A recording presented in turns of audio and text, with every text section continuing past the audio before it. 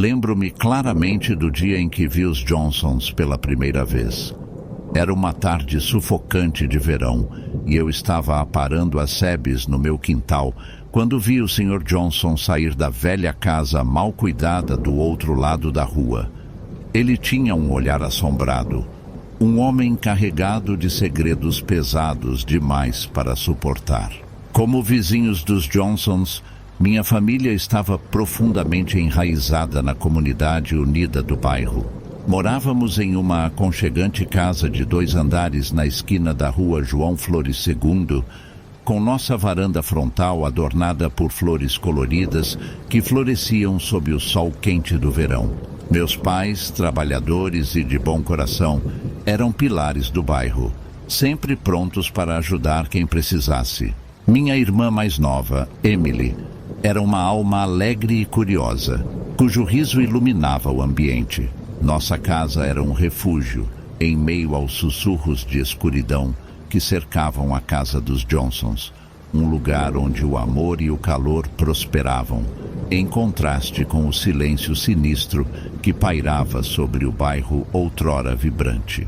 Os Johnsons eram um casal enigmático, envolto em mistérios e boatos que corriam pela vizinhança. Johnson era um homem alto e estoico, com um olhar assombrado, uma sombra de tristeza que se agarrava a ele como um manto. Sua presença exigia respeito, mas havia uma vulnerabilidade em seu olhar que sugeria um passado cheio de dor e arrependimento. Era um homem de poucas palavras, e seu silêncio falava muito sobre os segredos que carregava dentro. A senhora Johnson, por outro lado, era uma alma gentil com uma força que desmentia sua aparência delicada. Seus cabelos escuros emolduravam um rosto marcado por linhas de preocupação, seus olhos traindo uma profundidade de emoção que poucos conseguiam imaginar. Ela se movia com uma graça tranquila, cuidando de seu jardim com uma determinação serena que falava de uma lealdade feroz à sua família. Rumores rondavam os Johnsons, histórias de tragédia e perda que pintavam um retrato de uma família tocada pela escuridão. Alguns sussurravam sobre um passado cheio de horrores indescritíveis, enquanto outros falavam de uma maldição oculta que atormentava a família por gerações. No entanto, em meio aos sussurros e fofocas, uma coisa era clara. Os Johnsons carregavam um fardo que pesava sobre seus ombros, um fardo que ameaçava consumi-los se não fosse controlado. Ao longo das semanas, vislumbrei a senhora Johnson cuidando de seu jardim desleixado, seu rosto uma máscara de tristeza. Um dia tomei coragem para me aproximar dela, enquanto ela capinava os canteiros cobertos de ervas daninhas. "Boa tarde, senhora Johnson", gritei tentando soar amigável. Ela olhou para cima, sua expressão cautelosa. "Olá, vizinho. O que te traz aqui?" "Eu só queria dizer olá e oferecer ajuda se você precisar", respondi gesticulando em direção ao jardim negligenciado. Um lampejo de emoção passou por seus olhos antes que ela desviasse o olhar. "Obrigado, mas preferimos ficar sozinhos. É mais seguro assim." Suas palavras causaram um arrepio em minha espinha, mas respeitei seu desejo de privacidade. Ainda assim, não conseguia abalar a sensação de que algo sinistro espreitava sob a superfície de seu comportamento silencioso. À medida que os dias se transformavam em semanas, ocasionalmente via seus filhos brincando no quintal, suas risadas soando ocas na quietude do bairro. Uma noite, enquanto tirava o lixo, ouvi uma conversa silenciosa entre os Johnsons na varanda da frente. "Não podemos continuar escondendo isso deles", implorou Johnson com a voz tingida de desespero. A resposta de Johnson quase não foi audível, mas peguei as palavras. "Não é seguro. Eles nunca devem saber." O ar ficou pesado com verdades não ditas, e eu não conseguia abalar a sensação de que os Johnsons estavam enredados em algo muito mais sombrio do que eu poderia imaginar. Mal sabia eu que minha curiosidade me levaria por um caminho de terror e mistério que mudaria para sempre o curso da minha vida. Com o passar dos dias, minha curiosidade sobre a família Johnson cresceu, alimentada pela aura inquietante que os cercava. Ocorrências estranhas tornaram-se mais frequentes no bairro. Sussurros estranhos carregados pelo vento, sombras inexplicáveis voavam pelas janelas à noite e uma sensação de pavor pairava pesada no ar. Naquela fatídica noite, enquanto um grito de gelar o sangue ecoava pela vizinhança, hesitei na janela, com o coração acelerado por um misto de medo e curiosidade. Apesar da vontade de correr para a casa dos Johnsons, um instinto de autopreservação me impediu. Fiquei na segurança da minha própria casa, ouvindo o silêncio sinistro que se seguia ao som arrepiante. Na manhã seguinte, uma inquietante quietude pairava sobre o bairro. A casa dos Johnson estava estranhamente silenciosa, suas janelas escuras e pressentidas. Eu podia sentir uma atmosfera pesada pairando no ar, uma lembrança palpável dos eventos que haviam acontecido na noite anterior. À medida que os dias se transformavam em semanas, os Johnson se tornaram ainda mais reclusos, raramente vistos fora de casa. Rumores circulavam pela cidade, histórias de acontecimentos estranhos e desaparecimentos inexplicáveis. O bairro outrora vibrante agora parecia uma sombra de seu antigo eu, assombrado pelos segredos que estavam escondidos dentro das paredes da antiga casa. Certa noite, quando me sentei na varanda, uma súbita rajada de vento trouxe um sussurro aos meus ouvidos. Era uma voz, fraca e etérea, chamando meu nome. Meu sangue esfriou quando percebi que a voz pertencia à senhora Johnson. "Por favor, nos ajude", implorou a voz, tingida de desespero e medo. Hesitei, dividido entre meu instinto de autopreservação e um crescente senso de responsabilidade. Com uma respiração profunda, tomei uma decisão. Eu enfrentaria a escuridão que havia consumido os Johnsons, não por bravura, mas por uma necessidade de descobrir a verdade e talvez oferecer-lhes uma chance de redenção. No dia seguinte, quando o sol se pôs, fui até a casa dos Johnsons.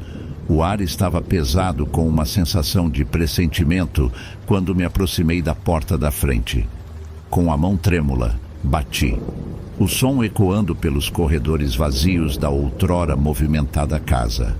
A porta se abriu, revelando uma escuridão que parecia engolir a luz. "Senhora Johnson? Senhor Johnson?" Eu chamei, minha voz pouco acima de um sussurro. O silêncio me saudou, quebrado apenas pelo som de minhas próprias respirações ofegantes. Quando entrei mais na casa, um vento frio varreu os corredores, carregando consigo um sussurrado pedido de ajuda. E naquele momento, eu sabia que os segredos da família Johnson finalmente seriam revelados, para o bem ou para o mal.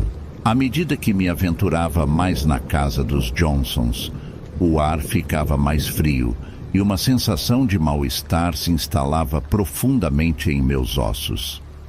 Sombras dançavam nas paredes, sussurrando segredos há muito esquecidos. Segui o som fraco de uma melodia, assombrosa e etérea, que me conduzia a uma câmara escondida nas entranhas da casa. Ali, à luz de velas cintilantes, contemplei uma visão que desafiava a crença. A família Johnson estava diante de um espelho, seus reflexos distorcidos em formas grotescas. Os olhos da senhora Johnson brilharam com uma esperança desesperada, enquanto o rosto do Sr. Johnson estava gravado de tristeza e arrependimento. "Fizemos um pacto com a bruxa do espelho", confessou Johnson, com a voz trêmula de emoção. "Em troca de prosperidade, oferecemos a ela nosso verdadeiro eu, preso para sempre nessa reflexão amaldiçoada." Enquanto ela falava, o espelho brilhava ameaçadoramente, revelando uma figura escura se aproximando atrás da família. A bruxa do espelho, um ser de pura maldade, ansiava por almas para adicionar à sua coleção de espíritos atormentados. De repente, uma percepção me atingiu. Os gritos, os desaparecimentos, os sussurros na noite, todos faziam parte do jogo insidioso da bruxa do espelho. Uma teia distorcida de engano, tecida por uma criatura mais antiga do que o próprio tempo. Em uma tentativa desesperada de quebrar a maldição, estendi a mão para tocar o espelho, com as pontas dos dedos roçando contra o vidro frio. Uma luz ofuscante me envolveu, e eu me senti sendo puxado para as profundezas do espelho, para um reino de reflexos distorcidos e almas perdidas. Enquanto eu olhava para minha própria reflexão distorcida, uma voz ecoou em minha mente. Um apelo por salvação em meio à escuridão. E naquele momento da verdade, entendi a verdadeira natureza do segredo dos Johnson. Um pacto feito no desespero, preso pelo sacrifício e destinado a ser quebrado pela coragem de uma única alma disposta a enfrentar os horrores que espreitavam além do espelho. Quando me vi puxado para as profundezas do espelho, uma sensação de desorientação tomou conta de mim. Cores rodopiando e se misturando em um caleidoscópio de visões estranhas. Ouvi um leve sussurro ao longe, uma voz me chamando das sombras. Quem se atreve a desafiar a bruxa do espelho? A voz disparou, causando arrepios em minha espinha. Invocando toda a minha coragem, gritei: procuro libertar a família Johnson de sua maldição e pôr fim ao seu reinado de terror. Uma gargalhada zombeteira encheu o ar, o som ecoando pelo reino retorcido. Você é apenas um mero mortal, um joguete no meu domínio. Que poder você possui para me desafiar? Com determinação ardendo em meu coração, continuei. Minha voz firme, apesar do medo que ameaçava me consumir. Posso ser mortal, mas carrego dentro de mim a força das minhas convicções e a vontade de lutar contra as trevas. Liberte os Johnsons de suas mãos ou enfrente as consequências de suas ações. O silêncio desceu sobre o reino, quebrado apenas pelo som dos meus batimentos cardíacos acelerados. Então, com uma súbita onda de energia, o espelho começou a rachar, fissuras etéreas se espalhando por sua superfície como vidro fraturado. Uma figura emergiu das sombras, a própria bruxa do espelho, sua forma mudando e se contorcendo em uma dança de poder malévolo. Você se atreve a me desafiar, mortal? Ela sibilou, com a voz pingando de malícia. Eu faço, declarei com a voz embargada. Os Johnsons merecem uma chance de redenção, e eu não descansarei até que eles estejam livres de sua maldição. Um vento feroz chicoteou o reino, carregando consigo os ecos de 1000 almas perdidas. A bruxa do espelho levantou a mão, uma energia escura crepitando ao seu redor, pronta para atacar. Mas naquele momento de perigo, uma luz ofuscante encheu a câmara e o espelho se quebrou em 1 milhão de pedaços, liberando uma explosão de energia pura e purificadora que baniu a escuridão de uma vez por todas. Quando a luz se apagou, eu me vi de volta à casa dos Johnsons, a família diante de mim, seus reflexos não mais distorcidos e amaldiçoados. Lágrimas jorraram nos olhos da senhora Johnson enquanto ela sussurrava: obrigada por nos libertar das garras da bruxa do espelho. Estamos eternamente em dívida com você. Ao me aprofundar no mistério da família Johnson, descobri a verdade arrepiante por trás de seu segredo sombrio. A bruxa do espelho, uma entidade malévola que espreitava nas profundezas de um espelho antigo, segurava os Johnsons em seu lugar, uma maldição que os prendia a um destino distorcido. Dizia-se que a bruxa do espelho era um ser de pura escuridão, um colecionador de almas que se deleitava com o tormento daqueles presos dentro de seus reflexos amaldiçoados. Os Johnsons haviam feito um pacto com a bruxa do espelho por desespero, buscando prosperidade e fortuna em troca de oferecer seu verdadeiro eu ao domínio da bruxa. Foi um acordo fechado em um momento de fraqueza, uma decisão tomada por medo e necessidade. O fascínio da bruxa do espelho era sedutor, prometendo riquezas e poder incalculáveis em troca de um simples sacrifício.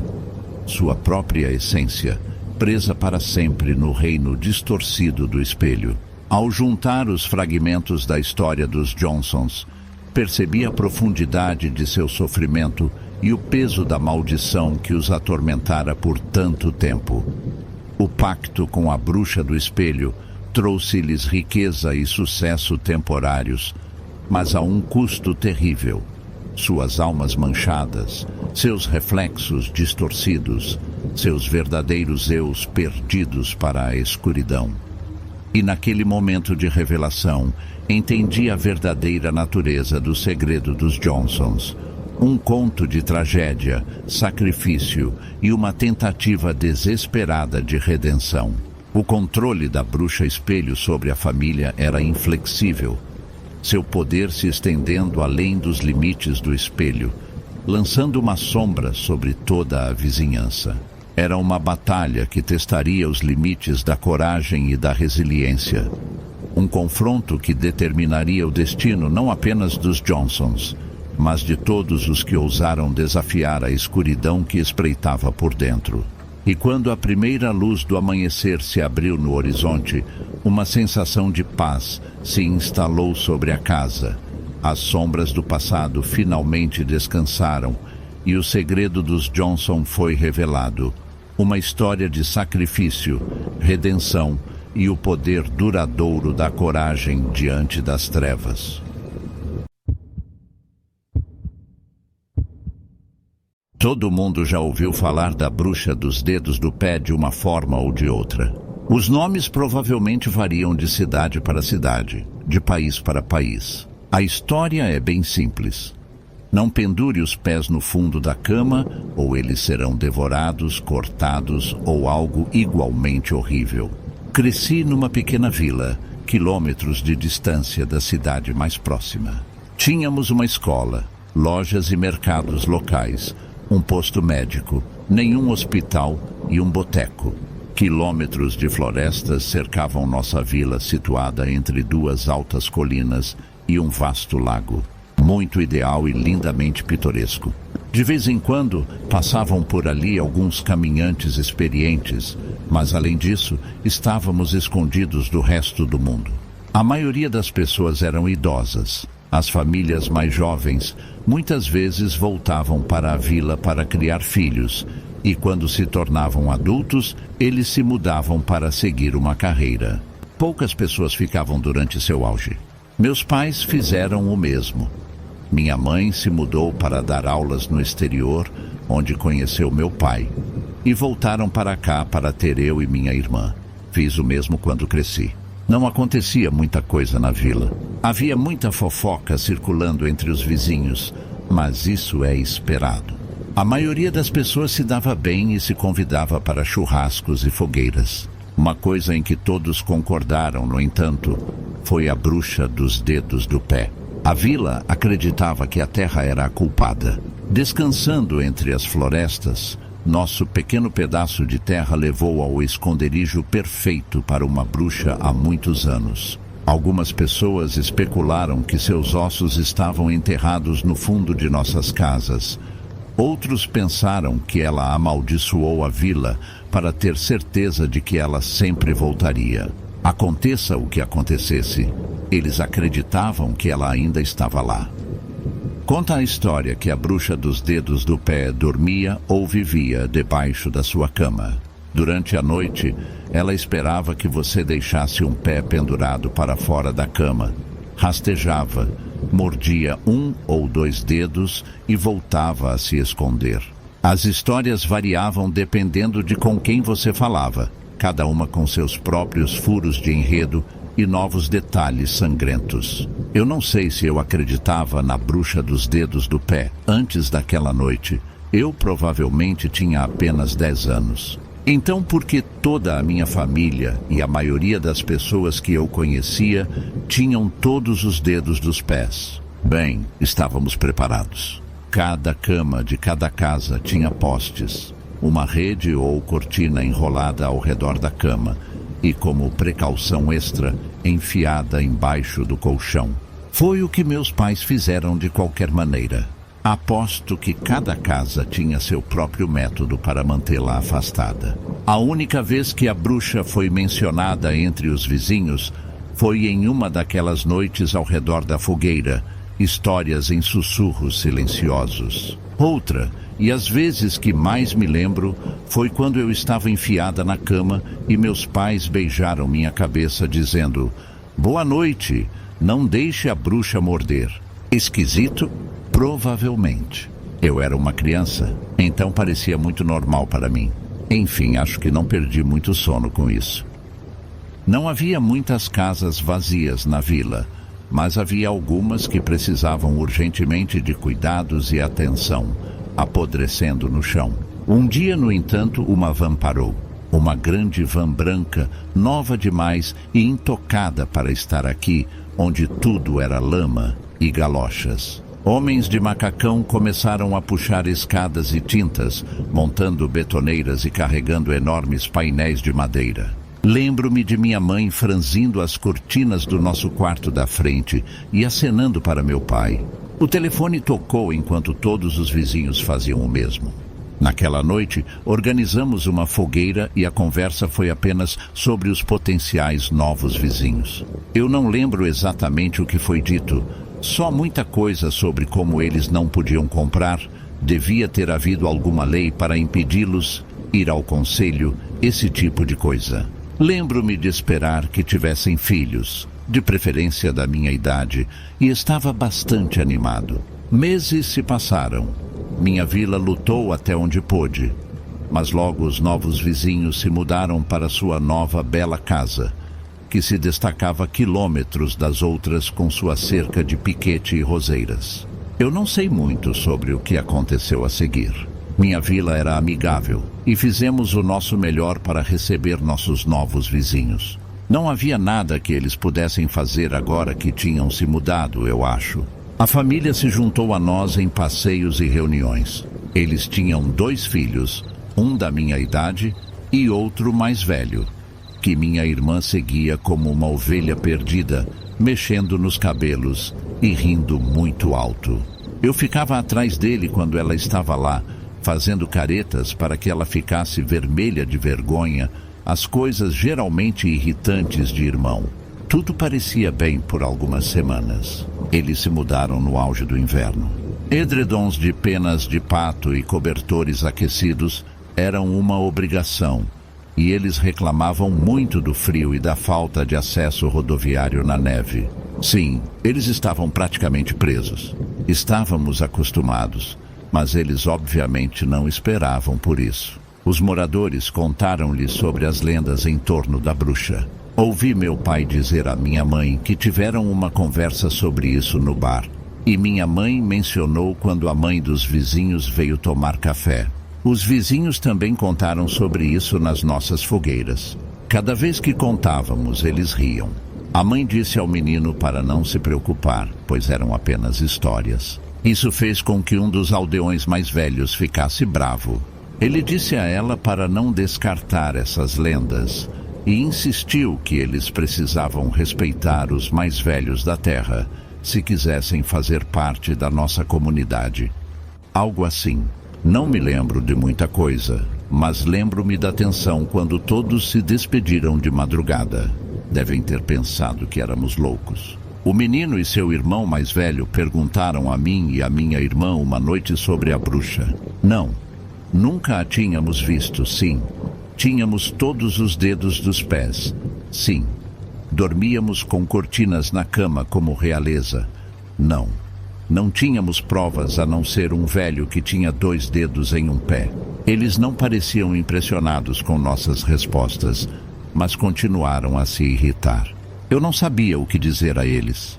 Eu era jovem e não tinha sido questionada sobre isso antes. Não entendia por que era um problema tão grande. Só não coloque seu pé fora da cama. Qual é o problema? Algumas noites depois, quando o menino e eu brincávamos no meu quarto, ele me contou sobre o plano que ele e seu irmão haviam inventado. Iam montar uma câmera de vídeo, apoiá-la no parapeito da janela e dormir com um pé para fora da cama. Eu me sentia ansiosa. Disse que não podia fazer aquilo, mas ele deu de ombros. Eu não sabia o que fazer.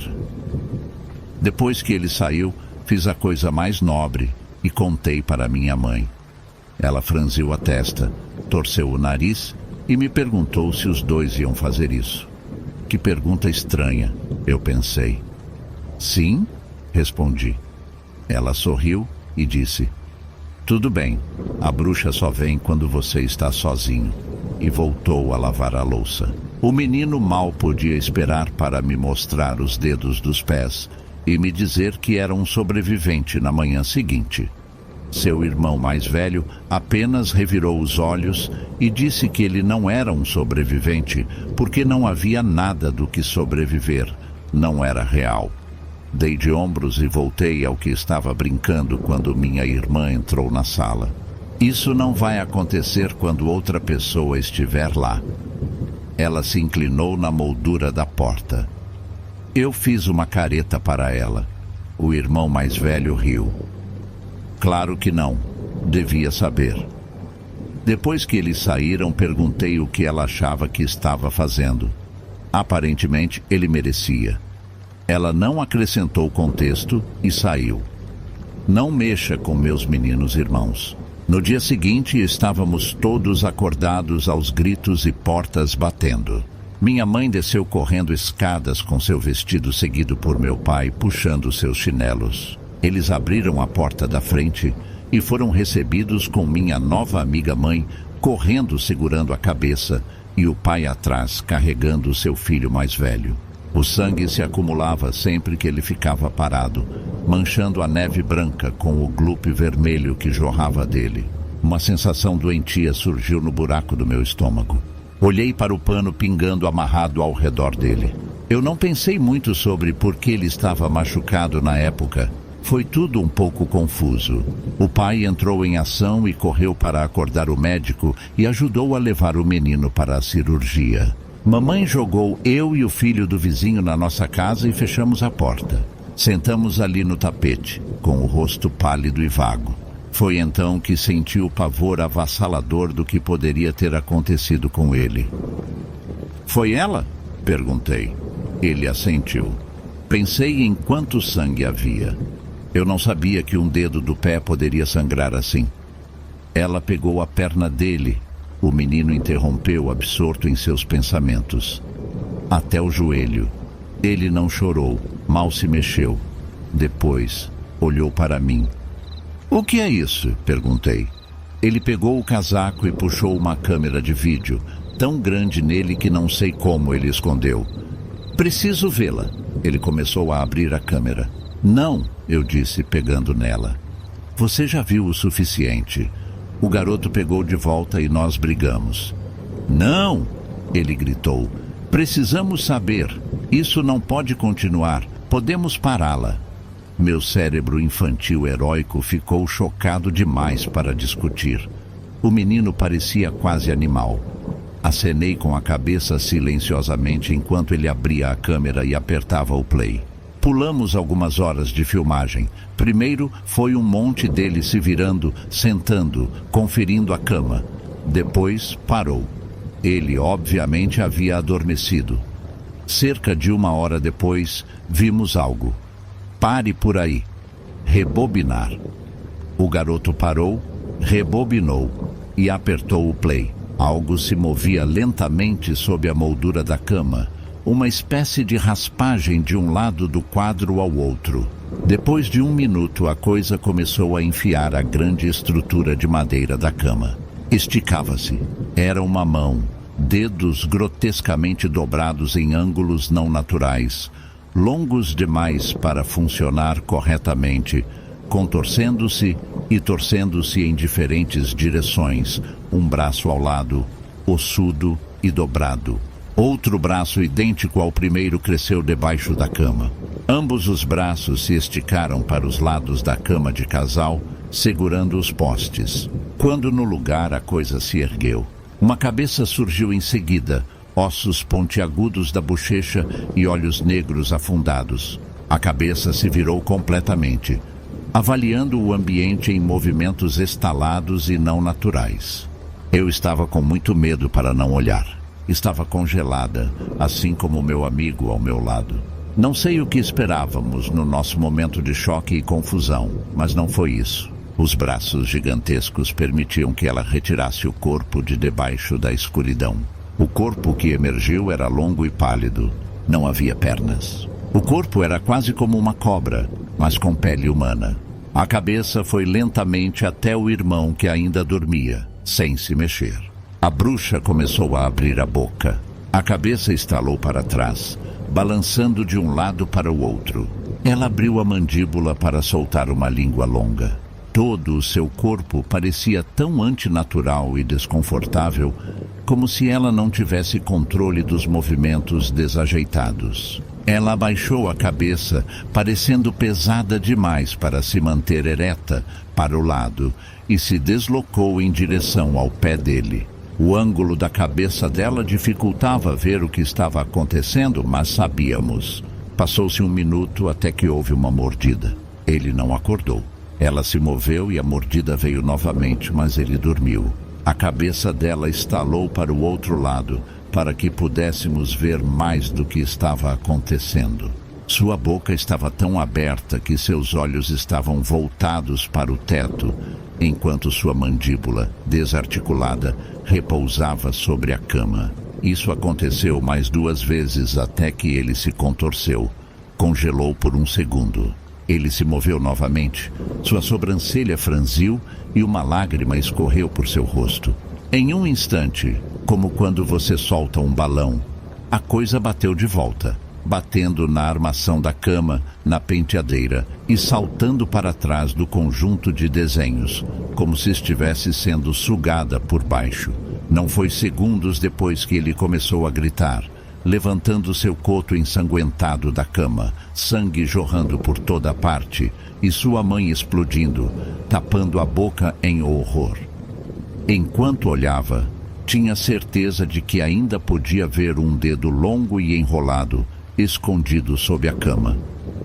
Pouco antes de a câmera desligar, você vê meu amigo correr e recuperá-la antes de ser levado para fora por seu pai. Olhei para o meu amigo, com os olhos fixos no pequeno ecrã quadrado. Eu disse a ele que era real, disse ele. Ele não acreditou em todos vocês. Eu não sabia o que dizer. O dia inteiro era um borrão. Não foi o único incidente, apenas o primeiro da minha memória. E, surpreendentemente, a família continuou a viver lá. Toda a aprovação foi, no entanto, o que me inspirou a me tornar um escritor e pesquisador, explorando mitos e lendas ao redor do mundo. Posso garantir que muitos dos locais que visitei não encontrei nenhuma verdade nos mitos que supostamente residem lá, mas alguns deles provaram ser muito mais assustadores e perturbadores do que a nossa bruxa dos dedos do pé. Atualmente moro em uma cidade grande, mas até alguns anos atrás eu morava em uma área muito mais rural. Eu brincava e dizia que morava no meio do mato, e isso não estava longe da verdade. Minha família, sendo uma família de agricultores, tinha muita terra e tínhamos alguns lotes grandes em diferentes áreas. Um desses terrenos, mais perto da cidade, era onde moravam meus avós, por parte de pai. Havia uma árvore perto de um dos campos, geralmente um campo de morangos, ocasionalmente repolhos, dependendo da rotação de culturas, que sempre me pareceu estranha, mesmo quando criança. Era um pinheiro bastante alto, com folhagem densa no topo, mas a base e o meio eram estranhos. A árvore estava queimada até o topo. Quando criança, eu podia olhar para cima e ver a luz do dia através do topo, mas com o passar do tempo, o topo cresceu e bloqueou a visão. Meu pai me contou que quando meu avô era mais novo, ele tentou queimar aquela árvore.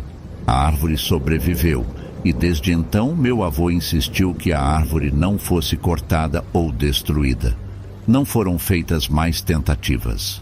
Meu pai e muitos de meus tios, minha família do lado paterno é bem grande, passaram a chamá-la de a Árvore das Bruxas e nos contavam histórias de uma bruxa que vivia no núcleo oco.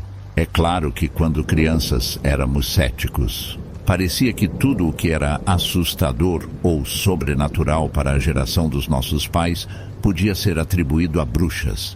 Eles nos contavam histórias de como, quando eram crianças, acampavam perto da base da árvore à noite, olhavam para cima à meia-noite e algo saía da árvore e os perseguia. Isso me pareceu um desafio.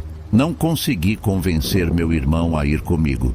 Então arrumei meu equipamento de acampamento, barraca para uma pessoa, saco de dormir, suprimentos básicos, etc. E parti. Avisei meus pais que ia acampar no mato. Como eu estava acostumado com a área e não era época de caça, eles não tinham objeções a isso. 1h30 de caminhada depois, eu estava lá, pronto para montar minha barraca e me preparar para a noite. Foi uma tarde e uma noite bastante tranquilas. Montei acampamento, juntei lenha e montei um poço para o fogo. Forrageei frutas silvestres. Framboesas estavam na época e ainda havia restos no campo de morango nas proximidades. E tentei, sem sucesso, pescar em um riacho próximo. Era no meio do verão. E a escuridão chegava tarde, então era perto das 21 horas quando acendi minha fogueira. E então esperei. Mantinha um fogo médio, alimentando-o com pedaços maiores de madeira ocasionalmente e assando alguns marshmallows em um pau. A meia-noite se aproximava, então me aproximei da árvore. Canivete em uma mão, lanterna na outra, enfiei-me no oco da árvore. Olhei para cima e esperei. Eu frequentemente verificava meu relógio e o tempo parecia se arrastar como uma eternidade. Logo, o ar começou a mudar. Ainda não sei como descrevê-lo, mas imagine a mudança no ar quando o final do verão se torna outono, quando algumas geadas precoces vêm e vão. Imagine as mudanças no olfato, na temperatura do ar, na sensação geral. Imagine isso destilado em poucos minutos, em vez de alguns meses. Um medo forte, quase paralisante, veio sobre mim, e enquanto eu tremia, brandia minha faca, apontava minha lanterna e me forçava a olhar para cima. E até agora nada. De repente, eu estava parado no fundo da minha garagem, a 1h30 de caminhada de onde eu estava acampando. Minha barraca estava arrastando nas minhas costas, meu saco de dormir escondido debaixo do braço, meus suprimentos jogados no chão ao meu lado. Não me lembro de ter caminhado até lá no meio da noite. Verifiquei meu relógio e ele estava parado às 23h58. Minha lâmpada da lanterna estava quebrada e meu canivete estava faltando. De repente percebi que minha mão direita doía. Olhei e havia marcas profundas na mão, como se estivesse segurando minha faca o mais forte possível. Assustado com isso, corri pela calçada e entrei na casa o mais silenciosamente que pude. Ocorrências estranhas não tinham nada sobre meu pai. Se você o acordasse no meio da noite... Eu não dormi naquela noite. Aproveitei para desfazer as malas, verificar e arrumar minha barraca. Ela havia sido apressadamente atirada, então eu queria embalá-la corretamente e verificar dentro dela minha faca perdida. Verifiquei minhas malas e não encontrei a referida faca. No dia seguinte decidi voltar para a árvore. Eu não conseguia lembrar por que estava com medo, ou por que saí, ou mesmo como cheguei em casa, mas de alguma forma sabia que seria seguro em plena luz do dia. Cheguei ao meu acampamento no início da tarde e algumas coisas me pareceram estranhas. Minha fogueira, por exemplo. Não era realmente uma fogueira, mas uma pilha de paus, não queimados, e alguns pedaços maiores. Era como se nunca tivesse havido um incêndio. Os palitos de cozimento estavam próximos, com restos de marshmallow, e o saco de marshmallow vazio estava escondido sob eles. Era como se eu tivesse sentado e alimentado um fogo invisível, cozinhando marshmallows e comendo-os sem chama. Até o copo de aparas que eu havia usado para acender estava intacto. Procurei meu canivete, pois era importante para mim. Meu pai havia me dado de presente de Natal no ano anterior. Finalmente o encontrei deitado no chão na base da árvore. Estava mutilado, quase irreconhecível. A alça estava danificada, como se tivesse sido esmagada em um torno. A lâmina estava quebrada ao meio e a metade restante estava terrivelmente amassada. Cavei e encontrei a outra metade, que também estava amassada e coberta por uma gosma preta que cheirava a seiva de pinheiro. Meu pai encontrou os restos do meu acampamento no dia seguinte e mencionou casualmente: eu não trouxe a faca, pois estava preocupado que ele ficasse chateado. Disse a ele que tinha feito as malas no meio da noite e voltado para casa porque estava muito frio. Ele olhou para mim conscientemente. Disse: agora você sabe. E nunca mais mencionou isso. Comprei uma faca nova e joguei os restos da velha fora, para que ele nunca descobrisse o que aconteceu com ela. Alguns anos antes desse incidente, meu avô havia falecido enquanto dormia. Na época, alguns irmãos do meu pai comentaram como a árvore sobreviveu a ele.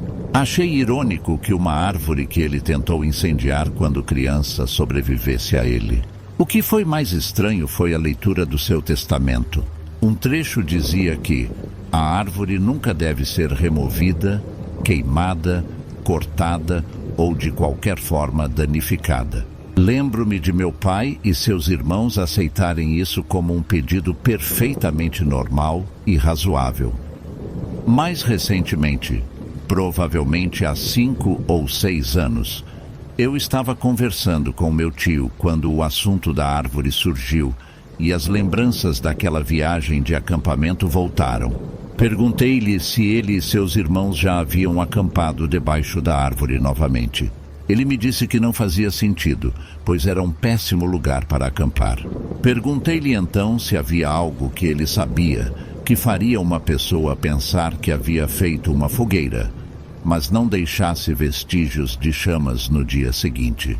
Ele me olhou com aquele mesmo olhar de conhecimento que meu pai havia me dado. Depois balançou a cabeça e me disse: nada de bom pode vir de fazer perguntas problemáticas. Ele rapidamente mudou de assunto depois disso e resistiu a qualquer tentativa que eu fizesse de conduzir a conversa de volta para a árvore. Nos anos que se seguiram, nunca consegui me convencer a fazer uma viagem de acampamento de volta. Moro na cidade agora e não visito a casa com frequência. Mas mesmo quando visito, mesmo quando o tempo está bom, não consigo me convencer a tentar novamente. Estou incrivelmente curioso, especialmente sobre a lacuna na minha memória. Mas tenho uma forte sensação de que voltar lá seria uma má ideia. Se você chegou até aqui, deixe o seu like, se inscreva no canal e comente o que achou do vídeo, pois isso vai ajudar muito. Obrigado.